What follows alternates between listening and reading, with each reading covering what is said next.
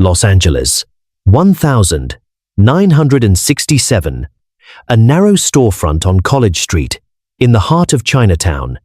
No sign out front worth mentioning, just a plain door, a bell that rang too loud, and a room behind it where a small number of students trained several nights a week under a teacher who was, at the time, still mostly unknown outside the world of martial arts. This is not a story about that teacher's fame.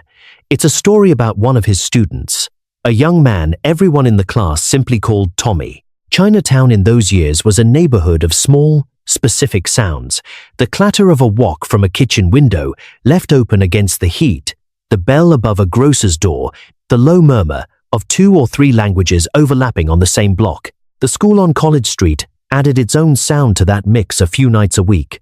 Bare feet against wood, the sharp exhale that came with a strike, and occasionally, late in the evening, after the last student had gone, nothing at all. Nobody in the neighborhood thought much of the small storefront. It was the kind of place you walked past 100 times before you ever noticed it was there.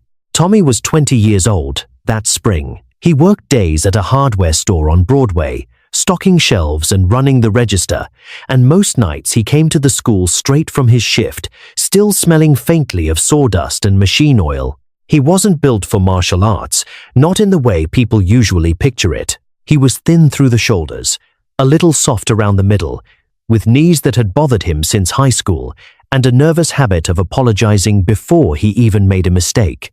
He'd joined the class 4 months earlier, after seeing a demonstration at a local Chinese community event. He remembered standing at the back of a small crowd, watching a man barely taller than he was move with a kind of certainty Tommy had never seen in another human being. No wasted motion, no hesitation, nothing that looked like effort at all. Tommy remembered thinking, in that specific way people think things they don't expect to become important later, that he had never once in his life moved through the world like that. Not once. He signed up the following week. He told his mother he was taking a self-defense class. What he didn't tell her was how much, in some quiet way he couldn't fully explain, he wanted to become someone different than the person he'd always been. The school itself was small and plain. A single open room with a wood floor, worn smooth in a wide oval where feet had crossed it thousands of times, a wall of mirrors that had been there since the building was something else entirely, a shelf near the door holding a teapot and a stack of mismatched cups for the tea some of the older students shared after class. No trophies on the walls, no framed photographs, just a room built for repetition, and a teacher who treated every repetition as though it mattered exactly as much as the one before it. 4 months in, Tommy's transformation hadn't come. If anything, he felt worse than when he started. Every other student in the small class seemed to be improving in ways he could measure, and he couldn't. There had been a Thursday, 3 weeks earlier, that Tommy still thought about more than he wanted to admit. The class had been running a simple drill, stepping in, redirecting a straight punch, stepping back out, the kind of thing that was supposed to become smoother with repetition. A younger student, named Raymond, barely 18, had moved through it as if the drill had been designed specifically for his body.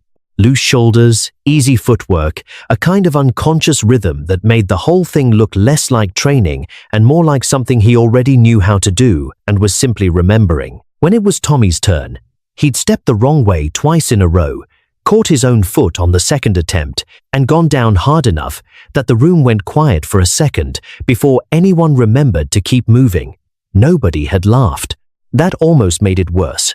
He'd have preferred laughter to the kind of careful, polite silence that followed him back to his place in line. An older student, a former college wrestler named Dale, brought raw physical strength that carried him through mistakes Tommy couldn't recover from. Dale could muscle his way out of a bad position that would have ended the exchange for anyone else. Tommy brought neither speed nor strength. What he brought, most nights, was a body that didn't seem to want to cooperate and a mind that wouldn't stop cataloging every way he was falling short in real time. While he was still failing, the teacher noticed things. He always did. Students would later describe it as an unsettling kind of attention, not harsh, never cruel, but total. He seemed to watch not just what your body did, but what your face did while it failed. Tommy had felt that attention on him more than once over the past month and had never been sure whether it meant he was being given up on or simply being watched more closely than everyone else. He'd never had the nerve to ask. Most nights, after class ended, a handful of students lingered near the shelf by the door, pouring tea from the same dented pot into whichever cup happened to be closest, talking through the drills they'd just run while their bodies cooled down. Tommy usually joined them, mostly to listen. It was during one of those evenings, a week or so before the night that mattered, that he'd overheard Raymond telling Dale, without any particular unkindness in his voice, that he didn't think Tommy was cut out for this, that some people's bodies just weren't built for it. The way some people couldn't carry a tune no matter how many lessons they took, Dale had grunted something non-committal in reply. Neither of them had noticed Tommy standing close enough to hear every word. He hadn't said anything. He'd finished his tea, rinsed the cup, and gone home, and the sentence had stayed lodged in him for days, working its way slowly toward the surface until it finally came out, reshaped, as his own decision to quit. One Tuesday evening in early June, Tommy stayed late after class, waiting until the others had filtered out into the warm Chinatown night, their voices fading down College Street until the room was quiet, except for the small sounds of the teacher tidying the space mats being stacked, the soft scrape of a chair being moved back into its corner. He'd rehearsed what he wanted to say on the walkover, turning the words around in his head like a stone he couldn't quite smooth out, trying different versions, none of which had sounded any better out loud than they had in his head. "I don't think I'm any good at this," he finally said, once the room had emptied. "I've been coming for 4 months, and I'm not any better than I was on the first night, maybe worse. I think I should stop wasting your time." The teacher was rolling up a set of training mats near the back wall. He didn't stop what he was doing right away, and for a moment Tommy wondered if he'd even been heard, whether he'd have to say the whole thing again, maybe louder, maybe with less of his voice shaking on the last few words. Then the teacher set the mats down, walked over, and pulled 2 folding chairs into the middle of the empty floor. "Sit," he said, not unkindly, just directly, the way he said most things. Tommy sat. The teacher sat across from him, close enough that there was nowhere else to look, no mirror to check his own posture in, no drill to hide inside of, nothing but the two of them and the empty room around them. 4 months, the teacher said. "Tell me what you think you were supposed to have by now." Tommy hesitated. "I don't know. Speed, maybe. Some kind of I thought I'd feel stronger, more like the other guys." "Which other guys?" "Raymond. Dale." Tommy nodded toward the door, as though the 2 absent students might still be standing there, watching this too. "They just move right. It looks natural for them. It's never looked natural for me. Not once. Not for a single class." The teacher was quiet for a moment. The kind of quiet that didn't feel like he was searching for something to say, but like he was deciding how much of what he already knew to say out loud. Then he stood, walked to the shelf near the entrance, and came back holding a plain white teacup chipped slightly at the rim, the kind used in the back room for tea between classes. He set it down on the floor between them, still empty. "You know this story," the teacher said. "Everyone does, eventually, if they stay long enough. A scholar goes to visit an old Zen master to ask him about wisdom. The master pours him tea. He keeps pouring, even after the cup is full, even as the tea spills over the sides and onto the scholar's robe. Finally, the scholar can't stand it anymore. He says, 'Stop, the cup is full. No more will go in.' And the master says, 'Like this cup, you are full of your own opinions,'" Tommy finished quietly. "You have to empty your cup before I can teach you anything." "You do know it," the teacher said, something almost like approval in his voice. "Most people know it as a nice story. Almost none of them know it as an instruction. There's a difference." He picked the empty cup back up, turned it slowly in his hand, the chipped rim catching a little of the light from the single bulb still on overhead. "You came here 4 months ago already certain of 2 things. That skill looks a certain way, and that you don't have it. Every night since, your body has been trying to learn, and your mind has been standing over it, arms crossed, already convinced of the verdict." He tapped the rim of the cup once, lightly, with one finger. "Your cup was full. before you ever walked through that door. Tommy looked down at his hands. So what am I supposed to do? Just stop thinking? No, the teacher said. That's the mistake people make when they hear this story. Emptying the cup doesn't mean thinking nothing. It means unlearning what you think you already know about what your progress is supposed to look like. He leaned forward slightly. You keep comparing your body to Raymond's body. Raymond has spent 18 years inside that body. You've spent 4 months inside yours, trying to make it move like someone else's. Of course, it looks like failure to you. You're measuring the wrong thing. Then what should I be measuring? The teacher considered this for a moment. Tell me one thing you can do tonight that you couldn't do on your first night here. Tommy started to say nothing, out of habit, the same automatic apology that lived just behind his teeth. Then he actually thought about it, really thought, instead of reaching for the answer that came easiest. My stance, he said slowly. I used to lose my balance every time somebody pushed on my shoulder. I don't anymore. Not since a few weeks ago. He paused, surprised at himself. I didn't think about that. Until just now. Because you weren't looking for it, the teacher said. You were looking for Raymond's speed inside your own body, and you'll never find it there, because it doesn't belong to you. It belongs to him. What belongs to you is smaller, quieter. It doesn't announce itself the way raw talent does. That's exactly why people like you overlook it, and exactly why, over enough time, people like you often end up going further than the ones who never had to look for it at all. Tommy sat with that for a while. Outside, a car passed slowly down College Street, its headlights sweeping briefly across the studio's front window and gone again, the room settling back into its low, steady light. Raymond's gone in a few months, the teacher added. He's already talking about it. Something new will catch his attention the way this did, and it'll look effortless to him too, for a while. That's what happens to people who rely only on what comes easily. The moment it stops coming easily, they have nothing else to stand on.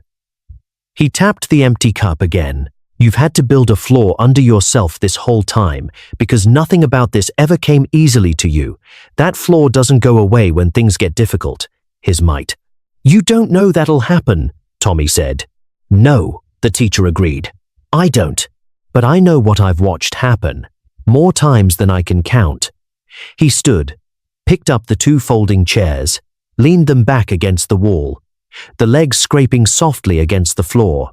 I'm not telling you this will be easy from here. It won't be. I'm telling you that easy was never actually the goal. You just believed it was, because you didn't know what else to compare yourself to. Tommy stood too, slower, feeling something in his chest that hadn't been there when he'd rehearsed his resignation on the walk over. So I shouldn't quit. I'm not going to tell you what to do, the teacher said. And for the first time that evening, there was something almost like humor in his voice. That's not how any of this works. I'll tell you what I'd do with an empty cup, though. I'd see what it could hold. Before deciding it wasn't worth filling, Tommy came back the following Tuesday. And the one after that. He didn't tell anyone about the conversation, not for years, partly because he wasn't sure how to explain it without making it sound smaller than it had actually felt, sitting in that folding chair with nowhere else to look. He never became the fastest student in that small Chinatown school, not that year, not in any of the years that followed. He was never going to be. But something in him had shifted that night on College Street, some quiet recalibration of what he was actually measuring himself against. He stopped watching Raymond in class, stopped doing the automatic, punishing math of his own shortcomings against somebody else's gifts. He started watching himself instead, the version from 4 months ago, then 8 months, then a year, and for the first time, the comparison gave him something other than shame. Some weeks, the difference was almost nothing. Some weeks, it surprised him. Either way, it belonged to him. In a way Raymond's effortless looseness never could have. Raymond, as it turned out, was gone from the school by the following spring, exactly as the teacher had predicted, drawn off towards something else that promised to come just as easily as this once had. Dale left not long after. Once he'd gotten what he wanted out of it for his own reasons, Tommy stayed for 6 years. 6 years of Tuesdays and Thursdays, of missed dinners and sore knees and slow, unglamorous progress that never once felt the way he'd imagined it would feel back when he first stood at the edge of that community event crowd, watching a stranger move like no one he'd ever seen. He never opened a famous school of his own, never appeared in a film, never became a name anyone outside a small circle would recognize. What he did, eventually, years later, was teach a handful of students of his own, in a rented room above a laundromat 2 towns over a room with its own worn patch of floor, its own mismatched cups on a shelf by the door. Most of his students were just as unremarkable on their first night as he had been on his. A few of them, inevitably, reminded him of himself in ways that made something tighten quietly in his chest. He told them the same story every single class. Sooner or later, the scholar, the tea, the cup already full. Before anyone even sat down to pour, he'd tell them what the empty cup had actually meant, once he understood it, not the absence of thought, but the willingness to measure your progress against yourself instead of against somebody else's gift. And he'd tell them, quietly, near the end of the story, about a Tuesday evening on College Street when a teacher he never really got to know all that well had sat him down in a folding chair, in an empty room, and refused to let him leave with his cup still full. There was a boy in his own class, years later, who reminded him so precisely of himself that it was almost uncomfortable to watch a kid who apologized before he'd even made the mistake, who flinched at his own missteps like they confirmed something he already believed about himself. Tommy kept an eye on him the way he now understood he'd once been watched, not with pity, but with the particular attention you give something you suspect might be worth more than it currently looks like. 6 weeks in, the boy stayed late one evening, the room emptying out around him the same way it once had for Tommy, and started, almost word for word, with the same sentence. "I don't think I'm any good at this." Tommy didn't need a script for what came next. He simply pulled 2 chairs into the middle of the floor, sat down across from the boy, and reached for the same chipped white cup he still kept on the shelf by the door carried from College Street to a dozen apartments over the years, never once thrown away. Long after he understood exactly why he couldn't bring himself to.